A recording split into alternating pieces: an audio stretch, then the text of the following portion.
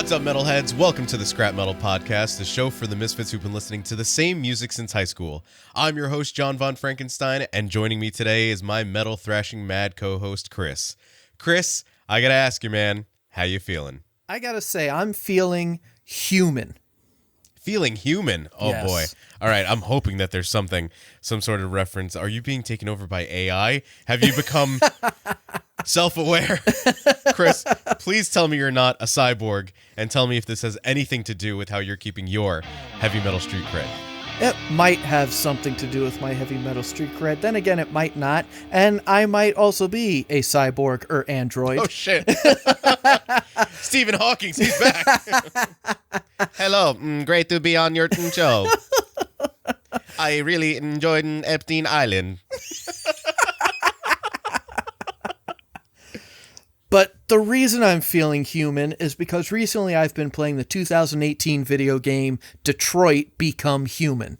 Now, this video game is a different style of video game from most video games. It's more of like an interactive cinema with like quick time events, or like you have to make choices that affect the storyline going forward. So it's a pretty interesting way to make a game. It's by this company, Quantic Dream. They've made a few games like that. Games like, I think Beyond Two Souls, Heavy Rain, Indigo Prophecy. So it's an interesting way to make a game.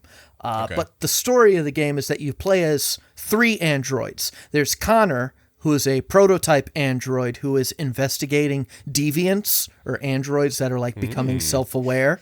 You know, there is Marcus, who is an android that is taking care of a retired artist, you know, taking care of him medically and just kind of helping him out around the house, and eventually becomes the leader of the deviants. Okay. And then finally there's Kara, an android who is serving a father and daughter, and the father is an abusive drug dealer. Oof. And Kara ends up having to save the daughter, Alice. Okay. And so I played a few missions, and it switches from mission to mission who you're playing as. Right. I start playing as Kara, and I'm looking out for Alice. And I'm like, I swear to God, I will kill anyone who touches Alice. Like, I felt like the living embodiment of that meme, I think, from Brooklyn Nine-Nine. Like, I've only had Alice for a day, but if anything happens to her, I will kill everyone in this room and then myself. Like, that's what I felt like. But it's a really cool game, and it's interesting to make decisions for the characters as these androids become human. And so I guess that's why I'm feeling human, because I've been caring for a fictional little girl as an android, and I will fucking murder anyone who looks at this girl the wrong way. Something so wholesome, you know. Yes. I can't wait for the HBO show about your gameplay taking care of this character in this video game where you are played by Pedro Pascal. Yes. I'm very excited for it. So I've been spending a lot of nights lately having trouble sleeping, and I've been going back and watching old metal music videos, and that has been my version of counting sheep. And oddly enough, it has helped. And it might have something to do with like tapping into that weird little bit of nostalgia, being like, music videos. Remember those? It's like, they're still around. They're definitely still around, but there used to be a whole channel dedicated to them. Yeah. They used to be catered for us. And some of them were actually kind of cool, and by kind of cool bands. Yeah. And I really miss those days. So I asked Chris to compile a list of some of his favorite iconic music videos so that we could discuss the importance of music videos, the impact that they had, and the lasting impressions that they've had on us. Chris, are you excited to run down your list that I had to do zero research for? I am so excited to talk about these music videos, and a little surprised that I'm the only one that put together a list. But yeah, like you're saying, you know, it takes us back to a time when, you know, there were multiple channels that you could watch music videos on. Yeah. And I remember, you know, whether it was MTV, MTV2, or VH1, you know, depending on what block they had on. Sometimes it was metal, sometimes it wasn't. I remember how excited I was when I think we changed cable providers and all of a sudden I have Much Music USA.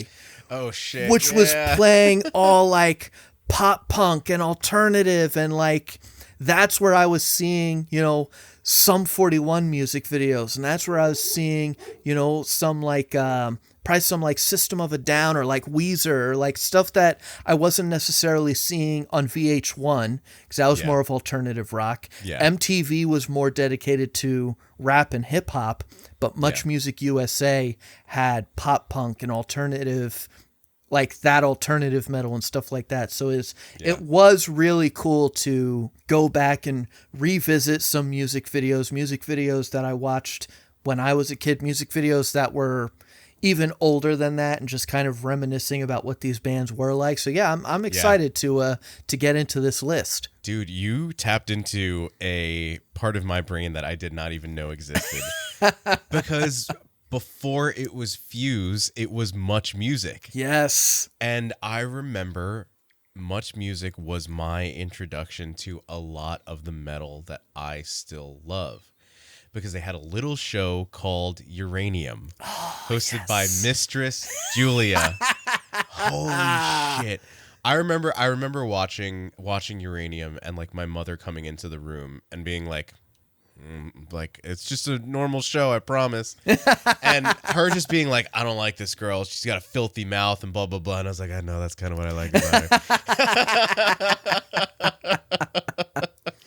But I remember like first hearing Killswitch Engage's Fixation on the Darkness with Howard Jones, seeing the music video on Uranium, seeing the music video for the first time I ever saw the music video for Pantera's Walk was on Uranium. The first time I ever heard Typo Negative was on Uranium.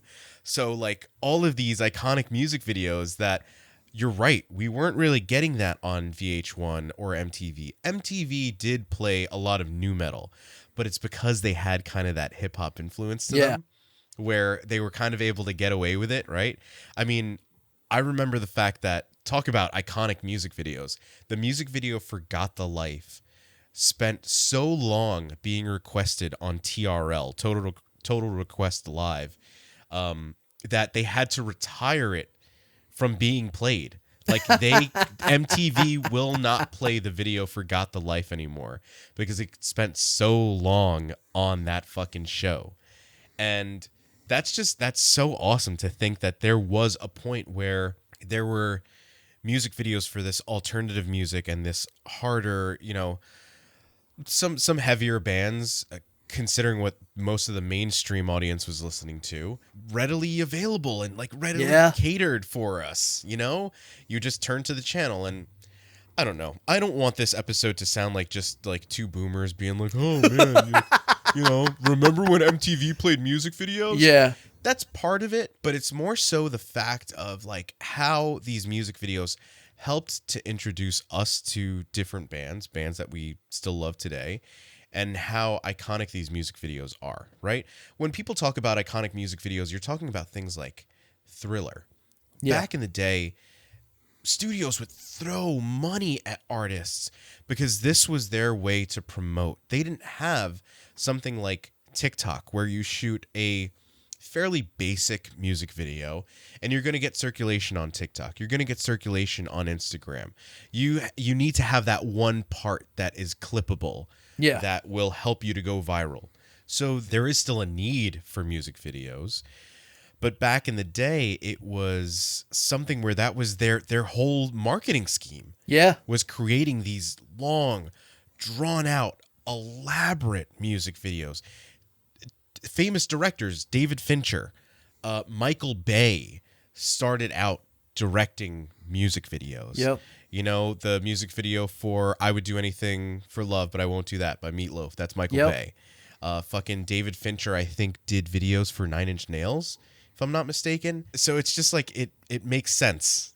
It makes sense that these movie studios or that these record companies would throw so much money at these artists so that they could get these videos done. But for me, one of the more iconic music videos that I remember obsessing over was Mudvayne's Dig.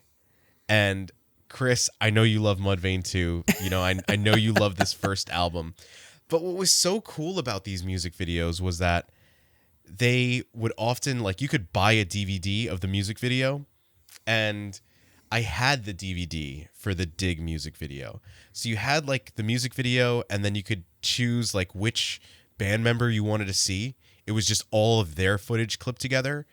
So you could watch each individual member, and then you had a whole behind the scenes documentary on how they shot the music video. Holy shit. Do you remember MTV used to have like behind the video as well, where they would show you how they shot like Linkin Park's One Step Closer or Linkin Park's In the End, and like all these other different iconic music videos? I loved watching that behind the scenes stuff back in the day. Do you remember? Did you watch any of those at all? Yeah, as you're talking about it, I remember there was a few different things, because I remember something on MTV where like while the music video was playing, they would like shrink the music video and show a behind the scenes clip. I think on VH1, while a music video was playing, I remember one, it was a Disturbed music video, probably the music video for Prayer off of their, I think that album is Believe. And second album. They shrink the music video, and they're talking to David Draymond, and as he's talking, his chin piercings are clanging together, and he is talking about how, you know, this is well after Down with the Sickness came out, and he's talking about how tired he is of fans coming up to him and asking him to do the ooh wah, ah, ah, ah. He got fucking tired of doing that, and like it's an interview with that. And I remember on VH1 there was pop-up video, where like notes would come up, and I remember watching pop-up video. That was always fun to watch. Yeah, and it's so incredible that we were able, that music videos were that big of a deal, where they would make behind the scenes footage of it. Yeah, and I've watched that behind the scenes documentary of the Dig video so many fucking times. I mean, the whole joke about Mudvayne being the band that glues bugles onto their face, that all came from that behind the scenes video, where they're in the dressing room, they're like dyeing their hair and like putting the face paint on, and something so innocent became so iconic. Yeah. I believe she was the hairdresser, is doing the guitarist's hair, and he's eating bugles. And she's like, it'd be really sick if we painted these black and just stuck them on your face. And he's like, yeah, that would be really fucking cool. And they did it. It wound up in the music video, and everybody knows him for that. And that's so cool. But something so small has been documented for people to watch again and again and again as part of a larger thing that people have watched again and again and again. Chris, what are some of your favorite music videos? Well, while we're talking about Mudvayne, you know, that Dig music video, it's so interesting. It's them in the brightly colored paint and costumes in a white void. So it's a really fucking cool music video. But when we were saying we were going to talk about music videos, one that sprang to mind for me was Mudvayne's music video for Not Falling. Yes. So I go online looking for it, and it is not the music video I remember. They're like performing in the snow, and there's some woman in a blue dress walking around in the snow, and I'm like, the fuck is this? And so I'm scrolling through the Mudvayne YouTube page and find the music video I remember, which is the band performing in some lab or something, and at the end of the music video, like throughout the music video, you see like these needles like injecting bodies or something, and then at the end of the music video, the bodies like get up, and they're like bug-eyed alien versions of the members of the band, and I'm like, this is the music video I remember. And like doing a little bit of research, there were some conflicting information online. Some people said that the music video was too like gross and disturbing to be shown on TV, so they had to make a new music video. The other thing I heard is that after being very theatrical and costumes for Dig. This next album, they kind of wanted to get away from that. Yeah. But including the bug-eyed aliens felt like they were still leaning into that costumed look. And so they decided to make a new music video that didn't have any costumed looks for them.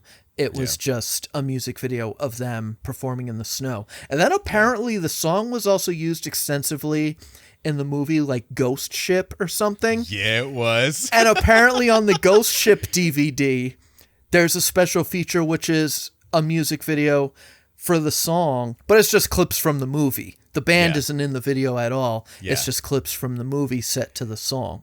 I remember when the video premiered, and you're right, they did shoot, again, because I was a huge fucking Mudvayne fan, back then.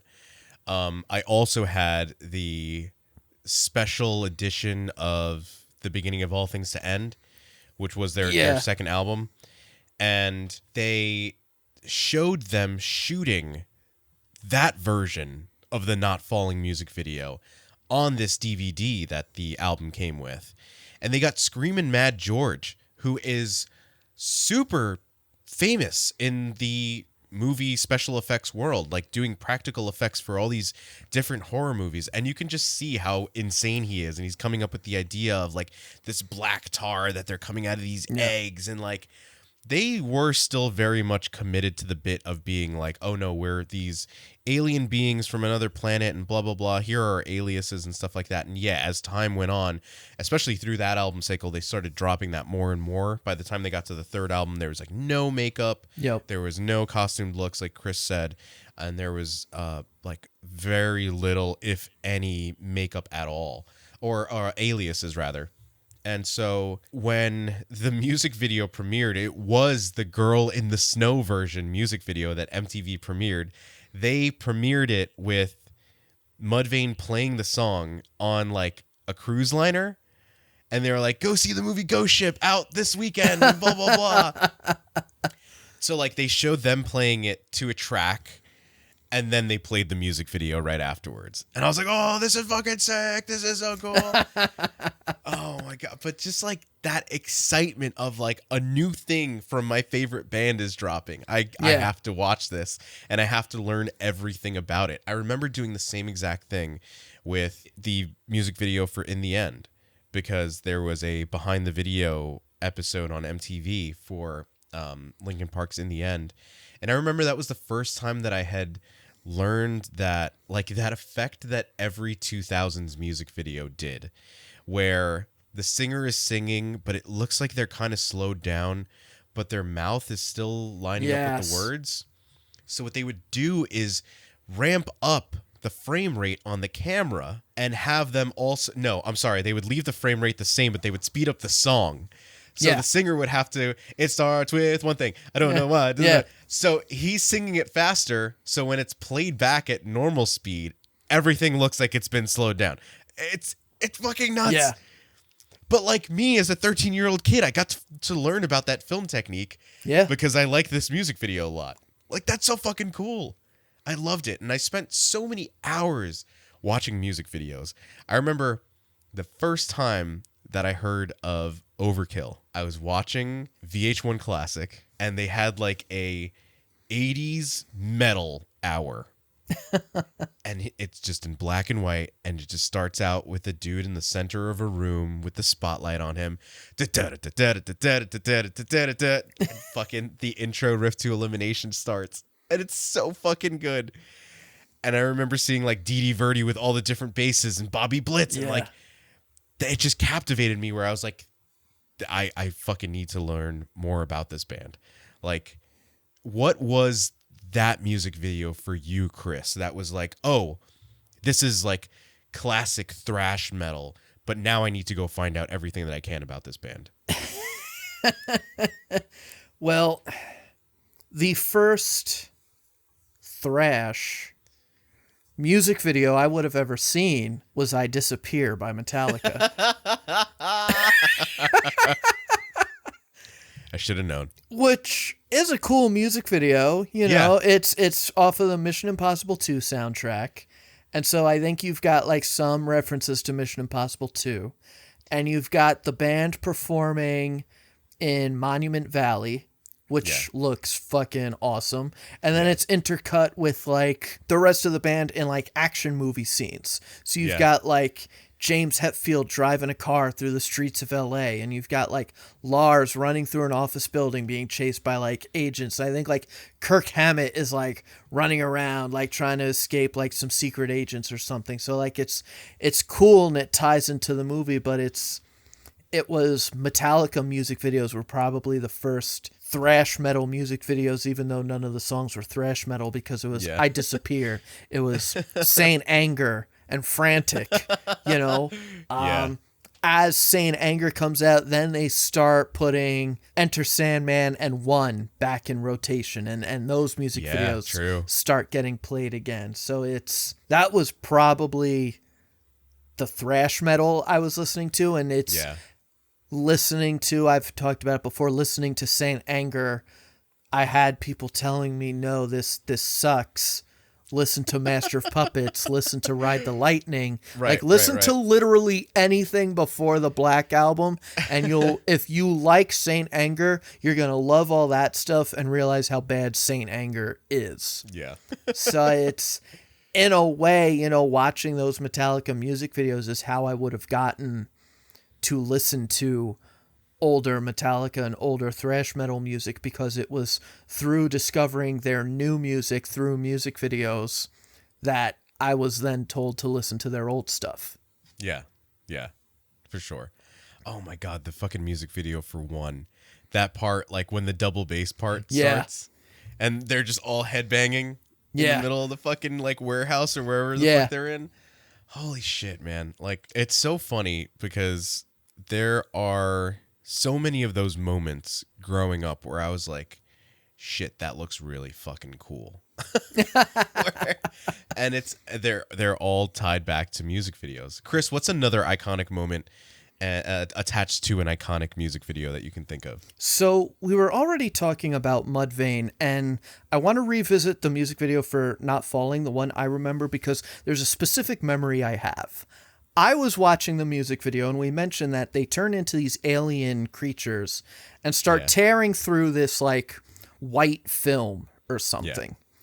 And while I was watching the music video, I was eating garlic bread with some melted mozzarella cheese on top. And the thing that they were breaking out of kind of looked like the melted mozzarella cheese on my garlic bread. And it kind of made it hard for me to eat garlic bread for a while after watching that music video, because the music video just like made me feel so weird and uncomfortable about it. Yeah. And it got me thinking about another music video that I kind of like this song. I'm not a huge fan of the band, but the music video still freaks me the fuck out. That is the music video for Schism by Tool. Oh. This music video is so fucking weird. And like the thing that always stuck out to me were, because I believe the two actors in the music videos are like contortionists or something, or like circus performers or whatever. There's a part where they're standing on their feet and their hands are on the ground and they're like bobbing their heads. And it is the weirdest fucking thing. So I'm rewatching the music video and I'm seeing all this stuff. It's got a very H.R. Geiger look to it. It is very fucking weird. And they've got like weird tendrils out of their head. And then like halfway through, they pull like a tendril out of their neck and it turns into like a stop motion creature that's just like a mouth on a head and it's biting on its face. And it's like, it's the weirdest fucking music video. Yeah. And I will never get that image out of my brain of these weird characters bobbing their heads and doing weird shit in like an H.R. Geiger painting. It is just the weirdest fucking thing. And I knew I had to bring it up because it's just, like I'm saying, the song is good. That's probably the only Tool song I like and will ever listen to. But the music video is so fucking weird. And I knew I had to bring it up. My funny memory attached with the music video for Schism is an episode of Beavis and Butthead where they're watching it. Or it might have been another. It might have been another Tool video, but it was definitely Tool. And they open up like a slot, and one of them goes, "Oh, what's he doing with that slot?" And the other one goes, "Your mother's a slot."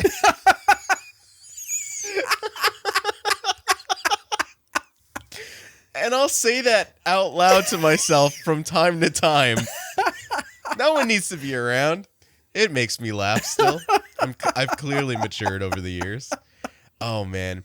So that same uneasy feeling that you got from that Tool music video is the same sort of uneasy feeling anytime that I watch the music video for Right Now by Korn. It's an animated music video, and it's done in this very minimalistic sort of animation style. It's just like pencil on paper, but the images being depicted in this really simple way are fucking disgusting. Like, there's a part where this cartoon guy, he looks like really dopey, has a like piece of skin hanging off his finger. So he starts to pull it, and it starts to rip all the skin off his arm, and he just comes like undone from pulling that strand of flesh. There's another part where he like sneezes and his fucking brain comes out his ears, or like he goes to pick his nose and it like goes through his fucking eye socket, like all this really weird shit. And like he's popping fucking pimples and it's like pus, but it's all of these really weird, disgusting things being depicted in such a simple medium, like just pencil on paper, like really basic animation. And it's the squeamish feeling that I get watching that music video, I can only imagine is the same thing that you get watching those dudes with their head bobbing up and down. And it's like, music videos can do that. Yeah. Music videos can do that to you. And it's so cool that you've got music videos that will make you want to learn more about a band. You've got music videos that will make you, get really excited about just the iconic parts, or very like big set pieces within the video itself, especially if it's like a longer narrative sort of music video. And then you've got those music videos that just fuck you up, where it's like, I don't ever want to see this ever again. I know one of my favorite music videos that I'm like, oh, this dude should have just stuck to making fucking music videos his whole fucking life instead of giving us like 4 remakes of Halloween, is Rob Zombie's music video that he directed for Black Label Society and their song Stillborn. Holy shit.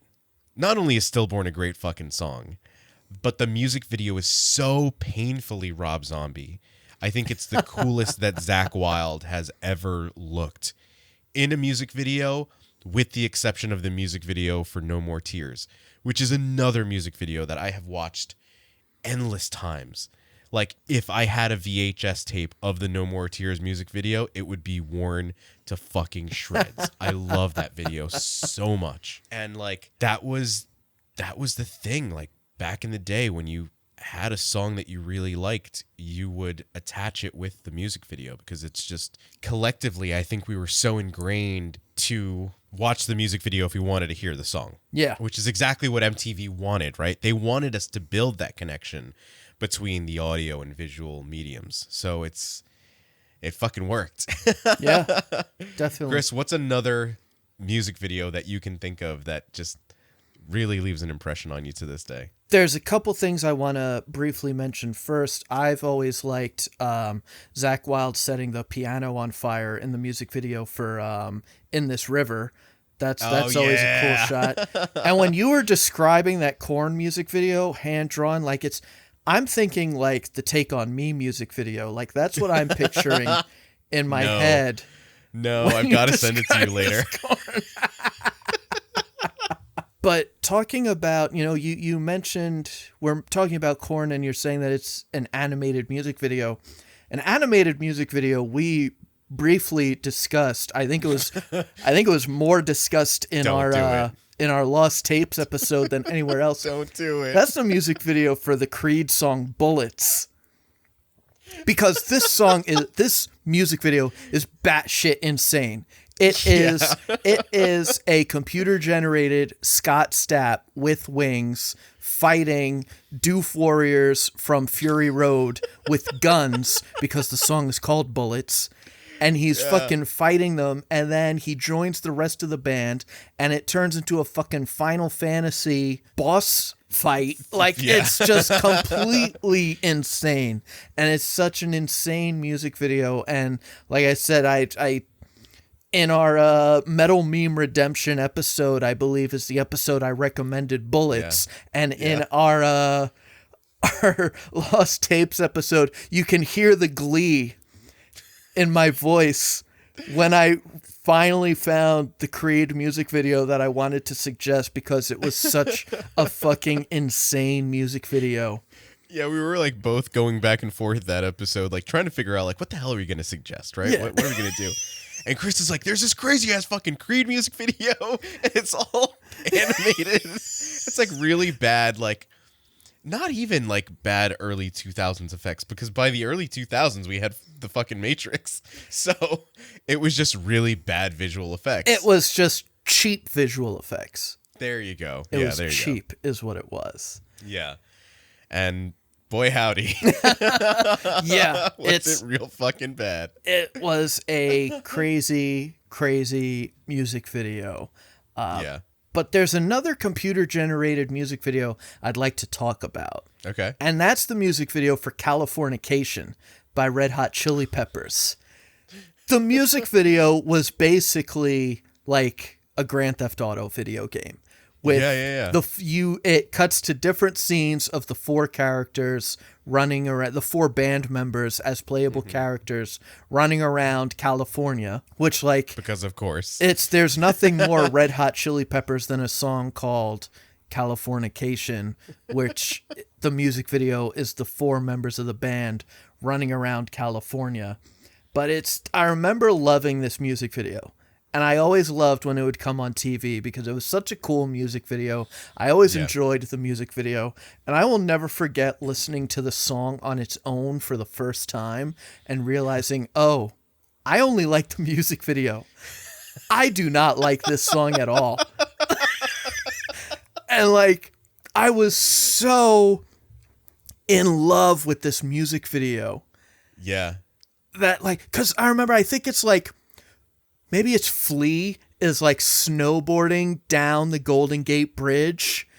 And like, there is some crazy shit. It's because it's like Grand Theft Auto or something in the video game portions. And I remember just loving this music video. And then I listened to the song without watching the music video. And I'm like, this song is not good. And like, there's other Red Hot Chili Pepper songs I like. This is not one of them. Yeah. No, I get that.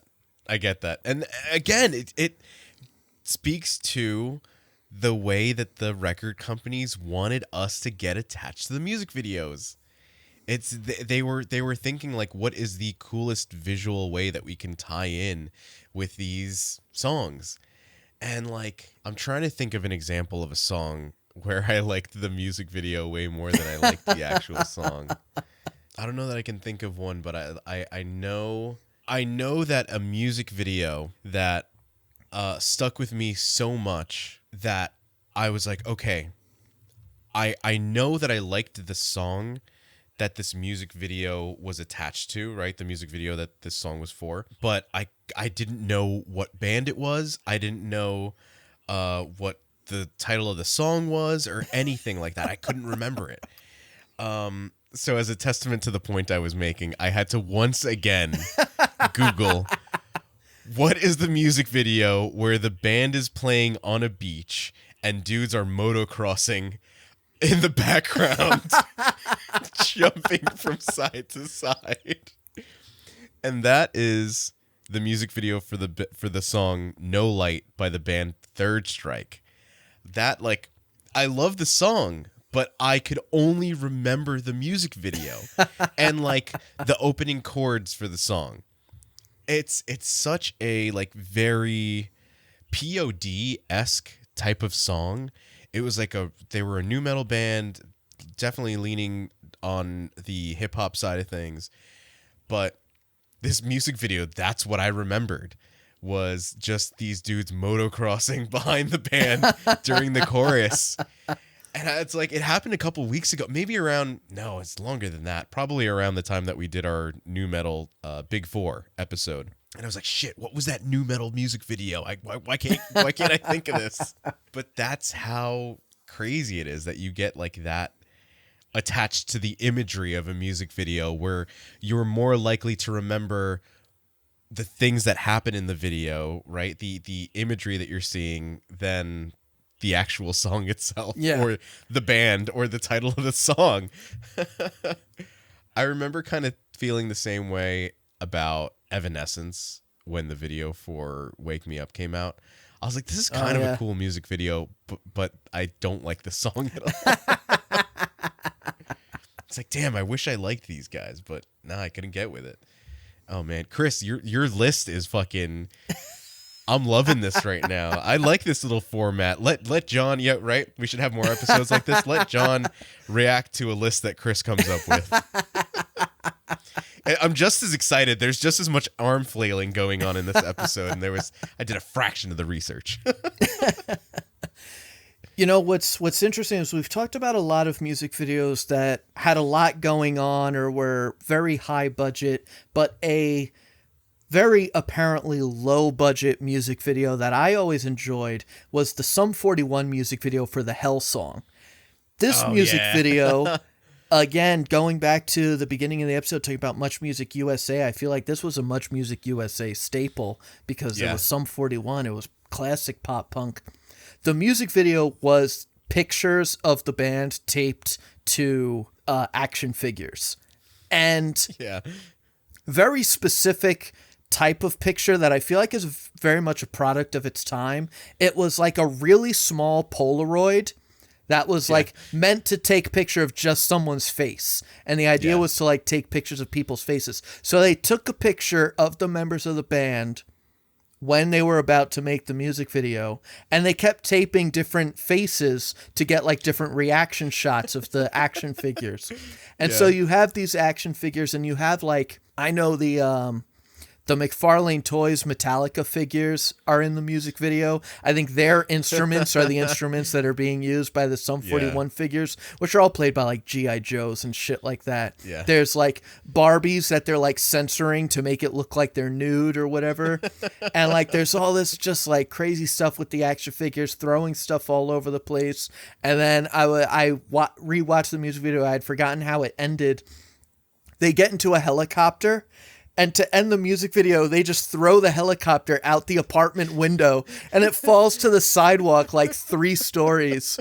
And so the song has stopped by this point, and it is just the guys making the video and the band like laughing hysterically as they throw this toy helicopter out the window with these action figures attached to them.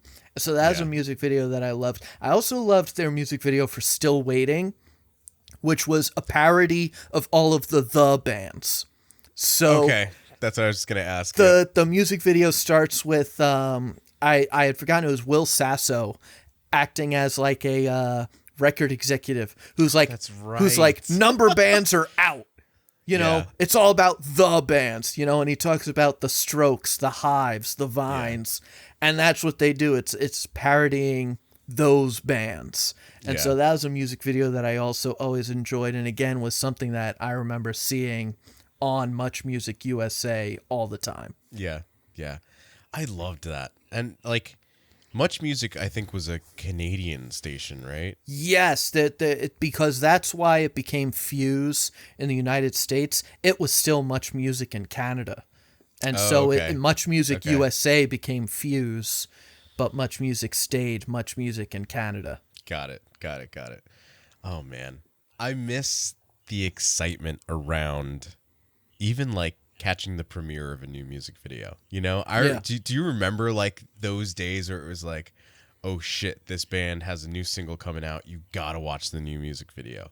I was totally a product of that early 2000s, like, late 90s MTV culture. And it was also just what I did. Like, because I loved music so much, if I wasn't listening to cassette tapes or my dad's CDs, I was watching MTV or VH1 so I could watch music videos.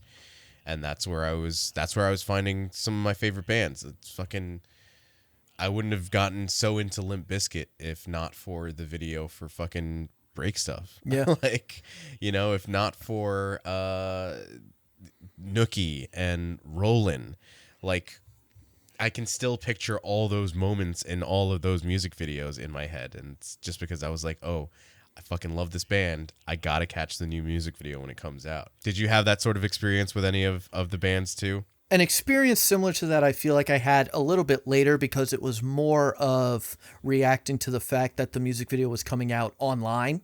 Okay. That was the Slayer music video for Eyes of the Insane.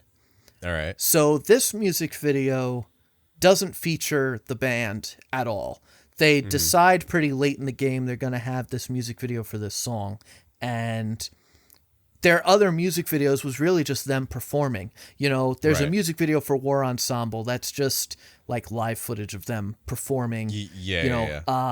There's a music video for Ditto Head, which is them performing in an old warehouse.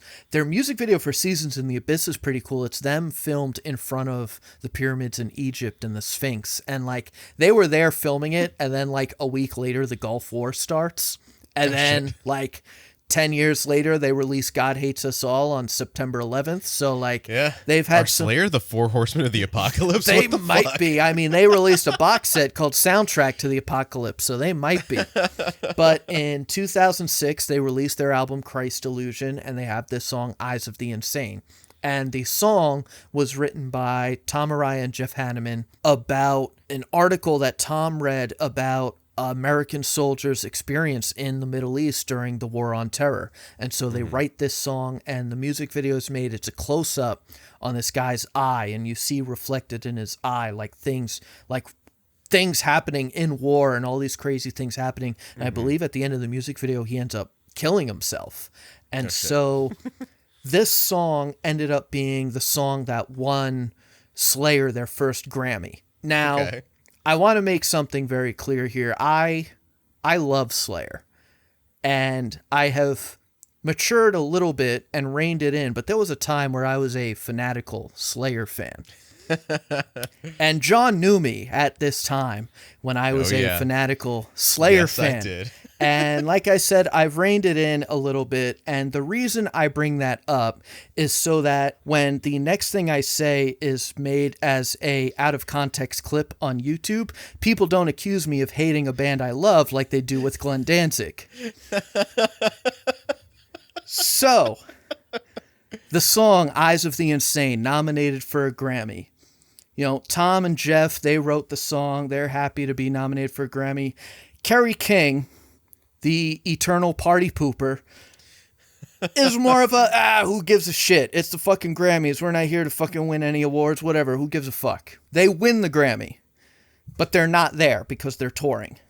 And Tom ends up like releasing a video or a statement who's like, oh, I'm so proud that this song got to represent Slayer at the Grammys. It's a great representation of the band, this, that, and everything else. Kerry King follows that up with a statement that's like, oh, I don't think it's actually the best representation of Slayer. I think the song Jihad is a much better representation of the band and this album. And like, dude, like I get it. You don't like the Grammys. I don't even like the Grammys anymore. But like, be happy that the band won an award. Like, I get it. You're upset that the Edgelord song written from the perspective of a terrorist on 9/11 didn't win you a Grammy. Yeah. And instead the song that can be seen as a commentary on the war on terror and raising awareness of PTSD and combat vets did win a Grammy. I get it. The edgy little song didn't win and you're upset about that. But like, be happy for Tom and Jeff Hanneman, who wrote both songs. Tom and Jeff Hanneman wrote Jihad and Eyes of the Insane. Originally, I thought Jihad was written by Kerry King, because I know most of that album was written by Kerry King. And I was like, is Kerry King just being like a fucking whiny baby because he didn't win the Grammy? But no, it's both songs were written by Tom and Jeff. But it was just so funny to read that about Kerry King. Like he's just like, good old fucking Kerry King. Like dude. it's just be happy that your band members won you guys a fucking Grammy. Like, they wrote a cool fucking song. There's a cool fucking music video for it. And he just can't accept that because he's a party pooper. Because he's fucking Kerry King. I think you might be in some trouble now if you do clip that part of the episode. You might have some people calling for you to have a 1v1 with Kerry King, a la Sanguisugabog and Ronnie Radke. Oh, yeah. You might be in some deep water there, my friend. Oh, no. Oh, no. He'll weaponize his reptiles to attack me or something. Not the chains. Another music video that I remember, and honestly I'm kind of proud of introducing everyone at Five Towns to, is the music video for Van Canto's cover of Battery. Now, to set the stage here, I was watching like a video someone posted of Battery, and I saw recommended in YouTube of music video for Battery. And in the thumbnail for the music video, it showed a woman holding a microphone. So I was like, oh, okay, a female vocalist singing Battery, that could be fun. Hopefully it's better than Avril Lavigne singing Fuel. So I click on the video and it starts playing, and instead of a band, there are like 6 people standing there holding microphones singing Battery, Battery, Battery, Battery. Van Canto. Battery, battery. Turns out Van Canto, because I don't speak Italian or whatever the fuck it is a a cappella metal band. They have a real drummer, and everyone else sings the instruments. And they're the heavy metal pentatonics. Yes. Yes, that is exactly who they are. And so the song gets going to, like, you know, the thrash metal riff. And there's 2 dudes, like, with distortion on their voice, like, like, it's, what the fuck? So fucking ridiculous. So I find this, and the next day at school, of course, I'm like, guys, you need to watch this fucking music video because I know we all love Battery. You guys are going to lose your shit. And we watched this video, and it was such a crazy music video because it was fucking acapella thrash metal. And I remember one part that always got a laugh out of us was like one of the dudes like standing there with his mouth open and his arms up like this, like spinning in circles. And I remember that, like, we would all laugh hysterically when that would happen. And we'd, like, rewind to that part to watch that because it was just so insane. Dude, it's like, thinking back on it now, it looks like something out of What We Do in the Shadows. Oh, God. And the fact that they worked in the song title within the riff, too. Oh, yeah, that's... sing it. Battery, battery. Yeah, like, it's, oh my God, it's crazy. And like, what's funny is that, like, they do that with other songs. There's them doing The Trooper. I saw a live video of them doing The Trooper by Iron Maiden, and they're singing it like, Iron Maiden, Iron Maiden, like, that's what they do. They incorporate the song names and the band names into how they're singing the riffs. I also remember loving the guy putting wah over his voice to do the Kirk Hammett guitar solo. Just so ridiculous. And this dude, like, giving his all as he's like, wah, wah, wah, wah. I'm so glad that we get to reminisce on how fucking ridiculous that was. So we've got half of the big 4. And I don't like any Megadeth, so we're not going to talk about them. But there are some Anthrax music videos out there that I'd like to talk about. You know, all right. I know there's a music video for Got the Time, which is a great song. Oh, I love that. That's a really good song, really good video. There's a video for Madhouse That's a really good video. Yeah. But a music video I want to talk about that, similar to Mudvayne and Tool, makes its viewers extremely uncomfortable is the music video for Blood Eagle Wings. Okay. Now, this music video doesn't feature the band at all. It's just like a short film. But it shows this dude, like, torturing a few people, and one of them is being blood-eagled.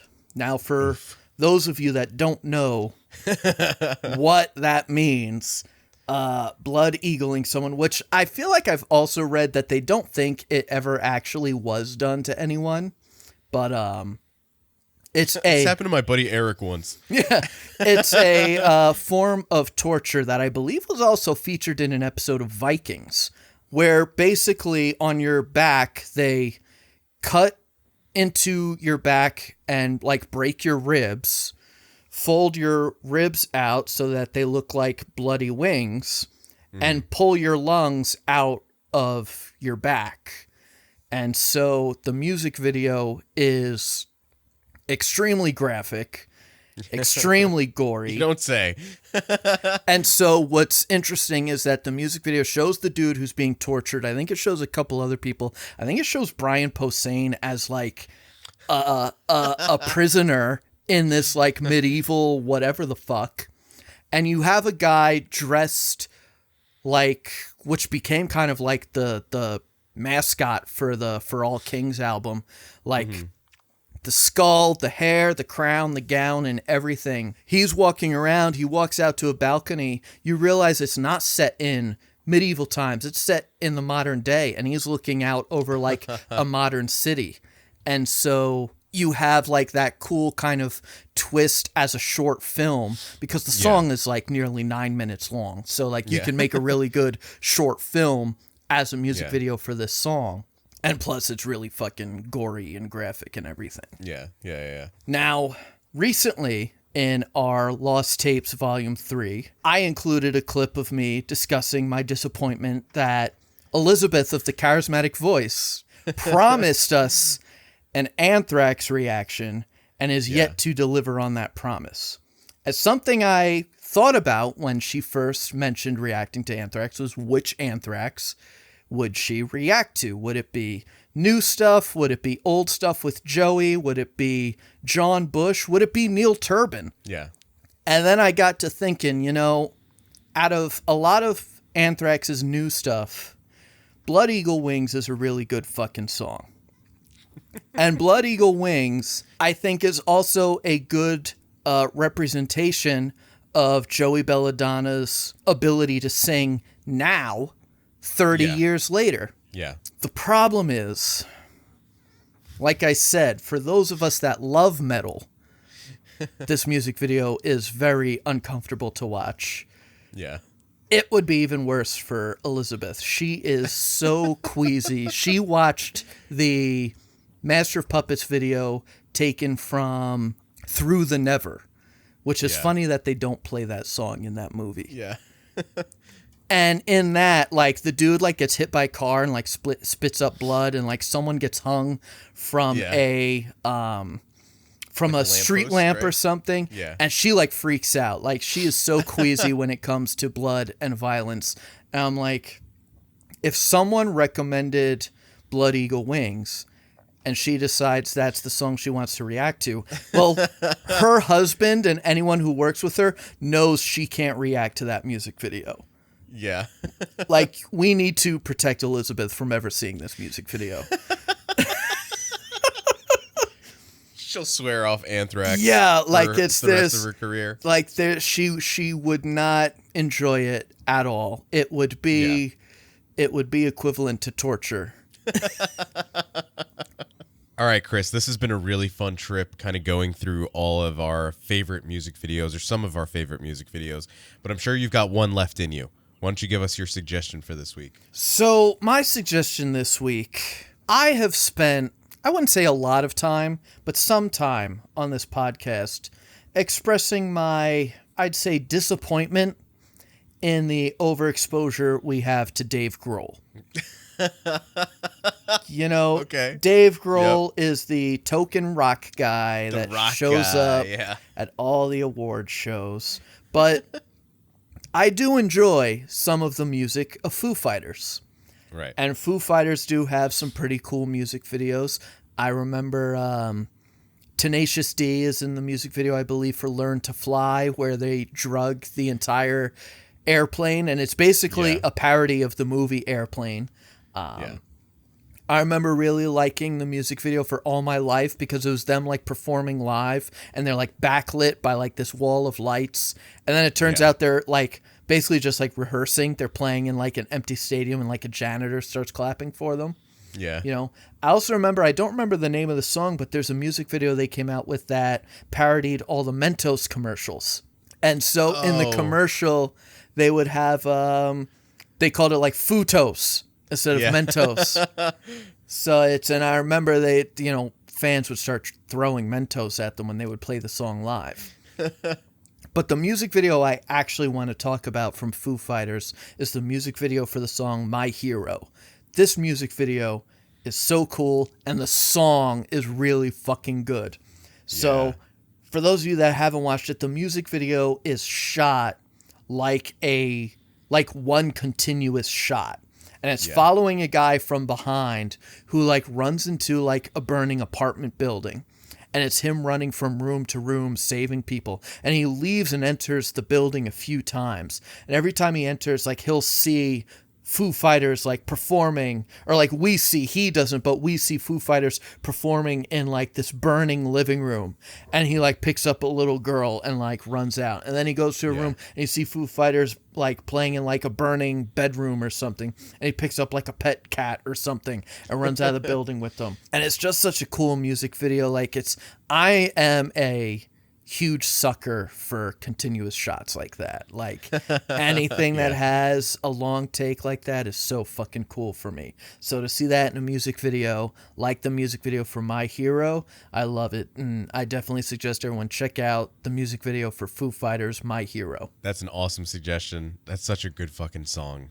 And like just the sound of the drums in the beginning. Yes. It's like one of those like really iconic intros too, where you just know exactly what it is once you hear it. So a music video that is very close to my heart, partially because of the excitement around, I remember like staying up late to watch the premiere of the music video on MTV. And surprise, surprise, it's for a Limp Bizkit song. But the thing was, I was really excited about the fact that they were coming out with a music video for this song, because it's one of my favorites off of the Chocolate Starfish album. And that is the music video for the song Boiler. This is such an underrated Limp Bizkit song. It is, in Fred Durst fashion, it's kind of along the lines of a song like Rearranged, where it's like, fuck you, you fucked with me, and like I trusted you, and you know I gave you my friendship and I gave you my all, and you just spit it back in my face, and like why'd you have to do that? And so the music video doesn't really come across that way. The music video is more of a fever dream, where Fred is like waking up in this weird like almost like a drug den, and he's waking up surrounded by these people in these like military cots almost, and he makes his way out. He goes into the street, and he's like in this Fincher-esque sort of city, and he goes up to a hot dog vendor. He like sits at the hot dog truck, and Wes Borland is sitting next to him, and Fred like goes to eat the hot dog, and Wes just starts laughing, and his head rolls back, and like you see that his neck has been like severed, so his head just rolls back, and like it completely falls off pretty much. And like all this really weird shit is going on, and then they're playing like the really epic build and bridge of the song in like this Ninja Turtles-esque sewer system. And it's such a good fucking song.